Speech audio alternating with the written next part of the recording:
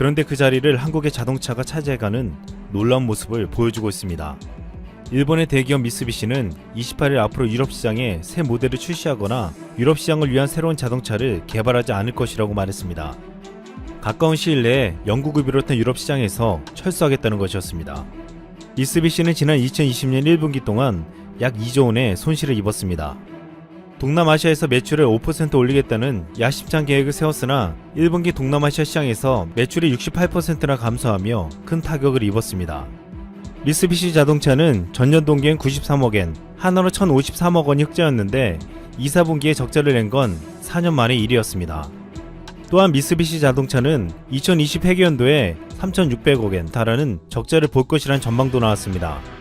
미쓰비시는 또 내년 상반기 중으로 대표적인 인기 모델 SUV 차량인 파제로 제조 공장 가동을 중단하겠다는 계획도 발표했습니다. 지금 미쓰비시 자동차의 몰락에 국내 네티즌들 사이에서는 사필 규정이란 말이 나오고 있습니다. 아시다시피 미쓰비시는 일본 제국주의의 침략 전쟁으로 성장한 대표적인 일본의 전범 기업입니다. 나가사키에 있는 미쓰비시 조선소와 군함도의 하시마 탄강이 속해 있는 다카시마 탄강이 미쓰비시를 발전시킨 핵심적인 시설이었습니다. 이번에 한해 분쟁이 단초가 된 강제징용 재판에도 미쓰비시 중공업은 그 당사자로 뻔뻔한 모습을 보였습니다. 지난 23일 일제 전범기업 미쓰비시 중공업은 1년 만에 강제동원 피해자들의 유죄를 청구 소송 재판에 참석했지만 책임을 회피하며 유족들의 분노를 샀습니다. 지금 눈여겨볼 것은 이같이 과거의 책임을 회피하며 한치도 반성하지 않는 미쓰비시의 자동차 산업을 무너지게 하는 결정적인 역할을 우리 기업이 하고 있다는 사실입니다. 미쓰비시가 동남아에서 추락하고 있는 것은 한국의 현대기아차의 성장이 큰 기여를 했다고 보고 있습니다. 최근 일본 자동차 업체들이 장악하고 있는 동남아시아 시장에서 현대기아차가 점유율을 빠르게 높여가고 있습니다. 아직 절대 판매량에서는 일본차에 밀리지만 본격적인 현지 공략이 시작되면서 앞으로 정의선 부회장이 언급한 동남아 시장 점유율 25%도 불가능하지 않다는 분석이 나올 정도입니다. 현대차는 올해 상반기 베트남에서 요지부동의 1위 일본 도요타를 제치고 1위에 올라섰습니다. 베트남 자동차 제조업회의 집계에 따르면 현대차는 올해 상반기 베트남에서 25,358대를 판매하며 21.3%의 시장 점유율을 기록했습니다. 이로써 일본의 도요타를 제치고 1위에 올라섰습니다. 현대차 관계자는 동남아 지역은 북미와 중국에 이어 지속가능한 성장을 위해 매우 중요한 시장이다. 특히 베트남은 많은 아세안 국가 중에서도 매년 가파른 시장 성장세를 보이고 있다라며 앞으로 베트남과 같이 동남아시아에서 공격적으로 점유율을 높여나갈 것이라고 했습니다. 일본 브랜드는 아직도 시장이 정체된 태국 위주의 전략을 고수하고 SUV 중심으로 시장이 확대되고 있는 말레이시아와 베트남 시장에 대한 대응이 부족하여 점유율을 빼앗긴 것으로 분석되고 있습니다. 한국자동차산업협회가 22일 아세안 자동차 시장 현황을 조사한 결과 한국 브랜드의 점유율이 지난 2015년보다 1.3% 올랐고 반면 일본계 브랜드의 점유율은 1.5%나 내려갔습니다. 아직 한국계 브랜드가 일본을 따라가기는 멀었지만 앞으로 점유율이 지속적으로 상승할 것으로 전망되고 있습니다. 여기서 일본 자동차업계가 가장 두려워하고 있는 것이 내년 하반기 완공될 현대자동차의 인도네시아 공장입니다. 약 1조 8천억 원이 투입되는 연간 15만 대 규모의 인도네시아 완성차 공장은 현대차의 현지 생산 비중을 급격히 높일 계획입니다. 그렇게 되면 인도네시아 공장에서 생산하는 완성차는 아세안 역내 무관세 혜택을 앞세워 현지 각국으로 수출됩니다. 이는 본격적인 아세안 시장 확대에 나설 수 있는 발판이 된다는 것입니다. 한국은 그동안 일본에게서 반도체와 가전, 조선업 등을 뺏어오면서 자동차만은 일본을 따라잡기 힘들다고 했지만 그 마지막으로 남아있다는 일본의 자동차 산업마저 한국은 위협하고 있습니다. 특히 강제징용을 하고 역사를 부정하는 미쓰비시 자동차를 한국의 현대차가 완전히 주저앉게 만들지 주목되고 있습니다. 지금 현재 미쓰비시뿐만 아니라 앞서 일본 최대의 완성차 업체인 도요타가 시즈오카현 시가시우지 공장 폐쇄를 결정했고 혼다도 내년까지 사이타마현에 있는 사야마 공장을 닫기로 했습니다. 감염병 사태로 인해 일본차뿐만 아니라 글로벌 자동차 업계가 큰 타격을 받은 가운데 현대기아차가 상대적으로 선방하면서 존재감을 키우고 있습니다. 현대기아차는 미국과 유럽 등 주요 시장에서의 점유율을 끌어올리고 있고 전기차 경쟁에서도 우위를 점해가고 있습니다. 또한 올해 2분기에는 글로벌 자동차 업체 중 가장 양호한 성적표를 내놓을 것이라는 전망도 나오고 있습니다. 유럽에서 현대기아차의 판매량은 작년 동기보다 36.1% 줄었지만 전체 유럽 시장 판매량이 39.4% 줄었기 때문에 경쟁업체보다 잘 방어했다고 평가받고 있습니다. 특히 유럽에서 일본 혼다는 판매량이 절반 이상 줄었고 PSA와 르노, FCA, 포드, 닛산, 제기어, 랜드로버도 40%가 넘는 감소율을 기록했습니다. 미국에서도 현대 기아차는 선전했습니다. 상반기 미국 시장 전체 판매량은 647만여 대로 지난해 같은 기간보다 23.4% 줄었지만 현대 기아차는 이보다 양호한 16.2%의 감소율을 기록했습니다. 현대 기아차의 6월 기준 점유율은 8.9%로 2018년 8월 이후 23개월 연속 상승하며 미국 내 수요가 살아나고 있는 가운데 빠르게 판매량이 회복되고 있습니다. 현대 기아차는 이를 바탕으로 2분기 글로벌 완성차 업체 중 가장 나은 실적을 낼 것으로 예상되며 전문기관에서 올해 2분기 글로벌 주요 업체 모두가 영업 적자를 낼 것으로 보이는 가운데 현대차는 2,360억 원으로 최대 실적을 낼 전망이라고 했습니다. 여기서 포드가 5조원가량의 적자를 낼 것으로 예상되는 등 북미 지역 업체의 부진이 가장 심할 가능성이 크다고 말했습니다. 이 와중에 현대자동차가 러시아 상트페테르부르크에 있는 미국 자동차 업체 제너럴 모터스 공장 인수를 추진하는 것으로 알려졌습니다. GM 상트페테르부르크 공장은 약 3억 달러의 투자로 2008년 문을 열었으나 러시아 경제 불황 여파로 2015년부터 가동이 중단되었습니다. 현대차는 상트페테르부르크에 자동차 생산 공장을 건설해 2011년부터 본격적으로 가동해오고 있습니다. 연간 23만 대 규모의 생산 능력을 갖춘 공장에선 현지 맞춤형 모델인 솔라리스, 글로벌 소형 SUV 크레타, 기아 리오 등이 생산되고 있습니다. 러시아 신차 판매량은 2016년 130만 대에서 작년엔 176만 대로 증가했습니다. 현대기아차는 올해 1분기 러시아에서 93,446대를 판매해 1위에 올랐습니다. 러시아에서 한국 브랜드는 이미 최고로 손꼽히며 놀라운 실적을 내고 있는 것입니다. 그리고 이번 공장 신설로 현대차 상트페테르부르크 공장의 엔진 수급도 안정적으로 이뤄질 전망입니다. 지금 러시아에서 판매량 1위 기업인 현대기아차가 GM 공장을 인수하는 것은 큰 의미가 있다고 보며 앞으로 러시아 내에서 한국 브랜드 자동차 점유율을 더욱 높여갈 전망입니다. 얼마 전 GM은 앞으로 사활을 걸고 있는 전기차 분야에서 한국에 있는 R&D 연구소에 투자를 확대하겠다고 밝혔습니다. 이것은 GM 본사가 한국 엔지니어의 실력을 인정하며 이 센터에서 한국에서 만드는 쉐보레뿐만 아니라 뷰익, 캐딜락 등 GM 브랜드 전체에 대한 연구개발을 맡기겠다는 것이었습니다. 제시 오르테가 글로벌 GM 전기차 아키텍처 총괄 엔지니어는 한국은 앞선 IT 인프라를 갖췄고 기술 발전 수준이 높으며 기술에 대한 이해도가 높은 고객들이 있어서 전기차 개발에 있어 꼭 필요한 곳이 바로 한국이라고 말했습니다.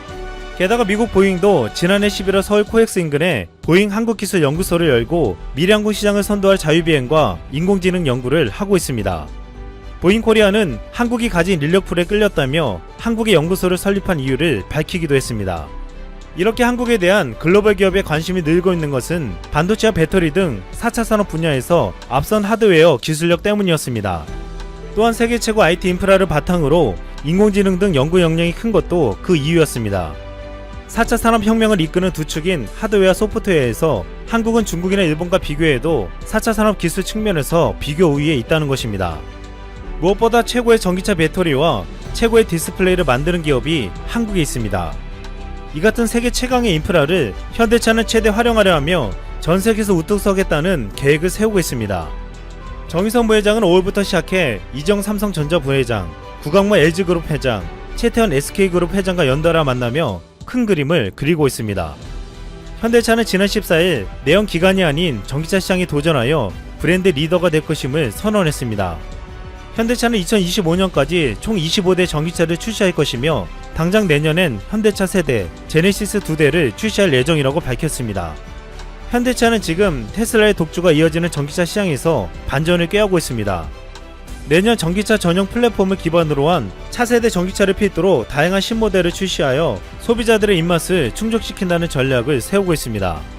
또한 기존 내연기관차 플랫폼을 개조한 것이 아닌 전기차 전용 플랫폼을 내세워 테슬라를 비롯한 벤츠, BMW 등 글로벌 브랜드와 대결도 자신하고 있습니다. 현대차가 전기차 전용 플랫폼으로 최초로 만드는 차는 45 EV로 포니 전기차입니다. 1974년에 선보인 현대자동차 첫 독자 모델 포니가 미래 전기차로 다시 태어난다는 것입니다. 45라는 이름은 45년 전에 탄생한 포니 쿠페를 전기차로 만드는 것을 기념하기 위한 이름이었습니다. 포니는 1974년 10월 이탈리아 토리노 모터쇼에서 쿠페형 콘셉트카로 처음 선보였던 모델로 한국 자동차 산업의 시작을 알렸다는 평가를 받았습니다. 이듬해 국내 최초의 후륜구동 소형차 모델로 시장에 진출하면서 포니는 1990년 단종될 때까지 국내에서 총 48만 8,847대가 팔렸습니다. 2013년에는 자동차 산업 발전에 기여한 공을 인정받아 유물문화재로 등록되기도 했습니다. 이렇게 역사 속에 사라질 줄 알았던 포니는 지난해 프랑크푸르트 모터쇼에서 콘셉트카로 다시 등장했습니다. 한국의 세계 수출 1호차였던 포니는 45년이 지난 지금 다시 전기차의 모습으로 전 세계를 노릴 전망입니다. 최근 일본이 공개한 방위백서에 나온 한 장의 사진, 너무나도 뻔뻔하게 독도가 일본의 땅이라고 표기한 것은 물론이고 미국과 일본의 동맹 관계에 대해서 무려 42페이지에 걸쳐 설명한 뒤 호주, 인도, 동남아 국가들과의 관계를 모두 설명하고 나서야 한국과의 관계에 대해 다루었습니다. 고작 몇 줄로 말이죠. 게다가 작년에 기재했던 한국과 폭넓은 분야에서 방위 협력을 추진함과 동시에 연대의 기반을 위한 협력 강화를 추진할 것이라는 문구도 삭제해버렸죠.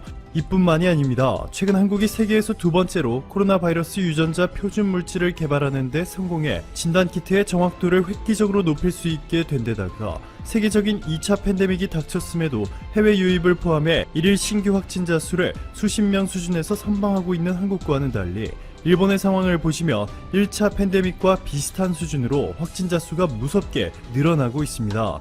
최근 1일 확진자 수가 400명을 넘기도 하였는데요. 여기에 기록적인 폭우와 일본 정부의 안일한 대처로 일본 서남부 규슈 지역을 중심으로 상상을 초월하는 피해가 누적되자 아베 총리의 지지율은 역사적인 위기 상황에 놓였습니다. NHK가 실시한 여론조사 결과를 보시면 아베 내각을 지지한다는 일본 국민은 36%로 추락해 아베 총리의 2차 집권 이후 최저 수준이 되어버린 반면 부정적인 의견은 45%에 육박했습니다. 지금 보시는 이 영상을 통해서 일본이 자신들의 앞마당과도 같았던 동남아시아 지역에서의 영향력을 한국에 완전히 빼앗겨버린 놀라운 상황에 대해 설명드렸습니다. 아직 영상을 시청하지 못하신 분들은 영상 아래 링크 남겨두었으니 참고하시길 바랄게요.